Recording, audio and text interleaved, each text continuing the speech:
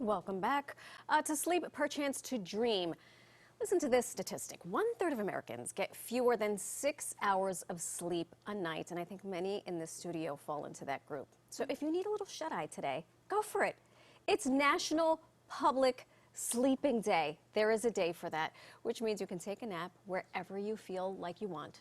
I tend to doze on the train on my way home, and I am not ashamed of it.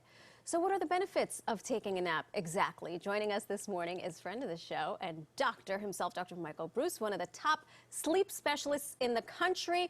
Good morning, Dr. Breus. Good morning. I'm so excited to be here. And I love the fact that you're taking this bull by the horns and you're going to be napping in public today. I love it. It's awesome. The big thing we always want to tell people, though, is if you're going to be napping in public, safety first. Right. So just make sure that somebody knows where you are, somebody knows that you're napping, or have a buddy next to you who can kind of watch out and make sure everything's okay. When I'm on the train, sometimes I have to set an alarm because I don't want to miss my stop. More importantly, are you going to be napping in public today? So absolutely. I'm a big napping fan. So here's the deal is napping is a great way to supplement your sleep. For example, if you only got 5 hours last night or 6 hours last night and you can sneak away and get a nap, it's absolutely positively going to be helpful. There's only a few people out there who probably shouldn't be napping. Those are people with insomnia. So people who have difficulty falling asleep at night, it can lower their ability to sleep. All right, I want to bring us back to the very beginning because there are a couple of things. Like I think about my children. And most people who have offspring, who decide they want to procreate, we force our children to take naps. And then at some point, the nap goes away, and we never turn the table and say, you know what, mommy needs a nap. Are we missing something by not taking a nap and not enforcing it in our children as they go through all the stages of their life? So yes and no. Here's the deal. As an example, I have teenagers, right? You can't stop them from napping. You can't stop them from doing anything, really, but you pretty much can't. Yeah, I'm feeling sorry for anybody out there who has teenagers for sure. But napping is one of those things that is definitely helpful from a health perspective all along the developmental process. Kids have a tendency to lose their nap somewhere around the 4, 5, 6 age range where they lose that second nap. In the afternoon. But to be fair, my favorite time to nap is on the weekends watching golf. Because golf is so boring. It's perfect.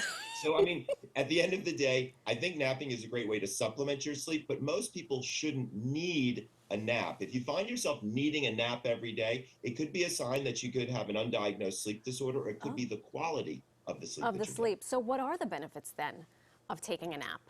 So the biggest benefits of taking a nap is almost instant energy. And so for a lot of people, when they have a buildup of what we call adenosine, this is a substance that builds up in your head and makes you feel sleepier and sleepier and sleepier. We can relieve that by taking a short nap. Now, I want to be clear about something for folks out there. If you've ever taken a nap and felt worse, not better, after.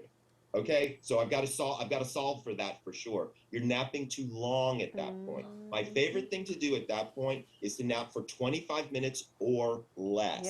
Now, one thing that a lot of people will tell me is they're like, well, Dr. Breus, I can lie down, but maybe I don't fall asleep. Am I still getting anything from that? The answer is yes. Okay. It turns out there's data on something called non-sleep deep rest. This is very interesting, where you can lie there, not actually fall asleep, but it is somewhat rejuvenative. So taking a time away from all the stress during your day is probably the thing that's helping you the most. So even if you don't fall asleep, awesome, you can still get some benefit. But if you do fall asleep, keep it to 25 minutes or less. Well, that's what I was going to say, because there are some people who simply don't nap. What's up with that? Is it not healthy, or is it just they're built different? Exactly, they're just built a little bit differently. And so for them, that afternoon kind of lull in the afternoon, which most of us get somewhere between 1 and 3 in the afternoon, isn't as prominent. And for some people, they've just got enough energy. To be fair, a lot of people are caffeinating earlier in the day, and so it might be very difficult to nap. Speaking of caffeine, there's now a new trend in napping, which is actually kind of interesting. So people are taking nootropics before they nap and caffeine before they nap, taking a 25-minute nap and waking up full of energy, full of focus, ready to go. It's kind of cool. It is kind of cool. I'm going to bring in my co-host because we all are, you know, napping is a part of our thing in morning television. Absolutely. So, Hazel, Dan, muchacha, Yeah. fire away. Dan apparently is an expert in the Nappuccino. It's a Nappuccino. It's called the Nappuccino. You know, we talked about this. Absolutely. Here's the thing about your 25-minute stuff that I was yelling boo. Because I feel that I don't get much from the 20.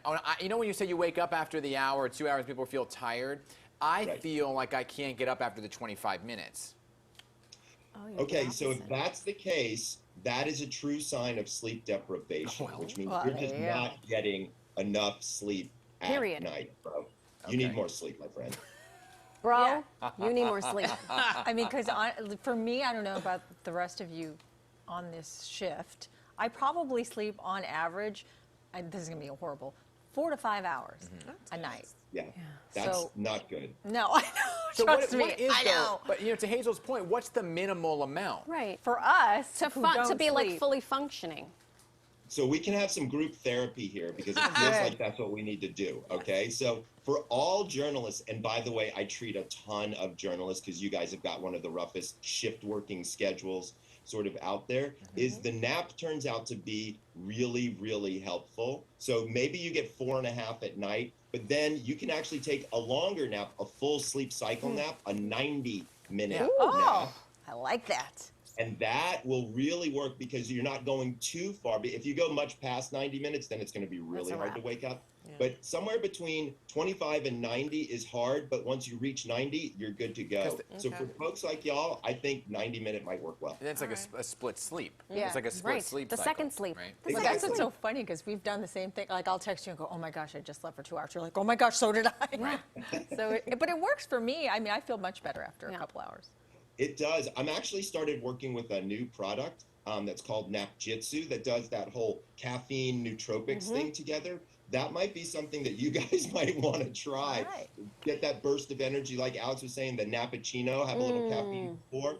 There's some stuff that can work out really, really well, but you got to be careful and not overdose on the caffeine. Oh my gosh. Well, I'm glad you're friends with us because this debate Absolutely. will This is continue. fun. And I'm glad it only took you 5 appearances to know that you're obsessed with Hot Wheels. So we'll get to that the next See time. that back there? Love Yes. it. Love it, love Right it. there, brother. You and I should talk. I have one in my parents' basement still. Oh my God. Dude, we need to talk. We will talk. Oh, the two of you. Right. Unbelievable. Michael Breus, thank you so much for all your wisdom. We certainly appreciate it. And you at home can pick up his latest book, Energize. That will help you go from exhausted to energized in 30 days. I need that.